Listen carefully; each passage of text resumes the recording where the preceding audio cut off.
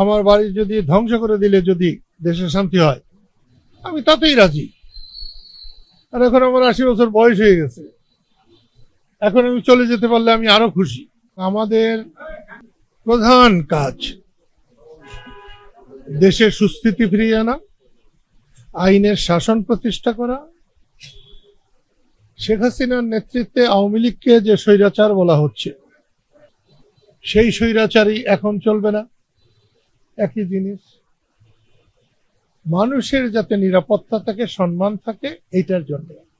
আমার বাসায় আক্রমণ করেছে, যদি এটা সম্ভব হয় তাহলে দেশে তো সকলের বাসায় আক্রমণ করা সম্ভব, কারণ নিরাপত্তা নাই। হ্যাঁ, এটা যদি পাকিস্তান হয়ে যেত, আমি পাকিস্তান ভেঙেছিলাম, তার জন্য আইনানুক আমার ফাঁসি হয়ে যেত, আমার এতে তো কোনো আপত্তি ছিল না, এখনো নাই। সেই জন্য বলছি দেশে আইন শৃঙ্খলা নাই। আপনি তাকিয়ে দেখেন কতজন পুলিশ এসছে, ওই যে দেখছেন, কিন্তু যখন বাড়ি ভাঙছে তখন একজন পুলিশও ছিল না। এইটা হচ্ছে আমাদের প্রশাসন পরিচালনার ব্যত্যয়, আমাদের বুদ্ধির অভাব। আমি গতকালকেই বলেছি, আমার বাড়ি যদি ধ্বংস করে দিলে যদি দেশে শান্তি হয় আমি তাতেই রাজি। আর এখন আমার 80 বছর বয়স হয়ে গেছে, এখন আমি চলে যেতে পারলে আমি আরো খুশি। তো সেই জন্য বলছি, সরকারকেও বলছি, যারা আন্দোলন করে শেখ হাসিনার পতন ঘটিয়েছিলেন, শেখ হাসিনার পতন আর মুক্তিযুদ্ধের পতন এক কথা না।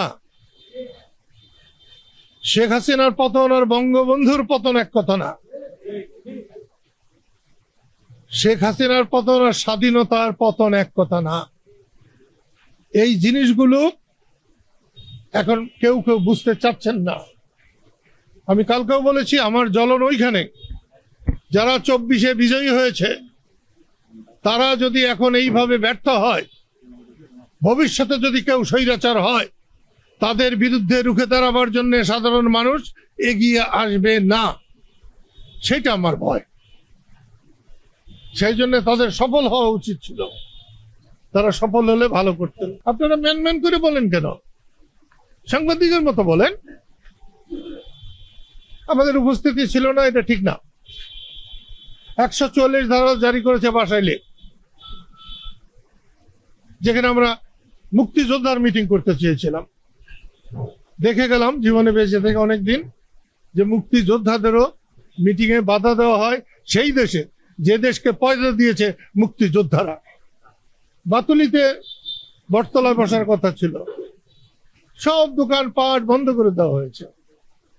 আমি সারা জীবন চেয়েছি মানুষের সুবিধা, মানুষের কোনো অসুবিধা হোক, সেই জন্য মিটিং হলেই আমি ওখানে যেতাম। মিটিং হয় নাই, যাইনি। আমরা একটা প্রোগ্রাম করব, সেটা বিক্ষোভ হবে না জ্বালাও পোড়াও হবে, না সেটা শান্তিপূর্ণ একটা বৈঠক হবে, এটা কিছু বলা হয়নি।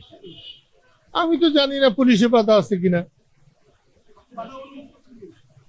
আমি তো পুলিশ দেখি না,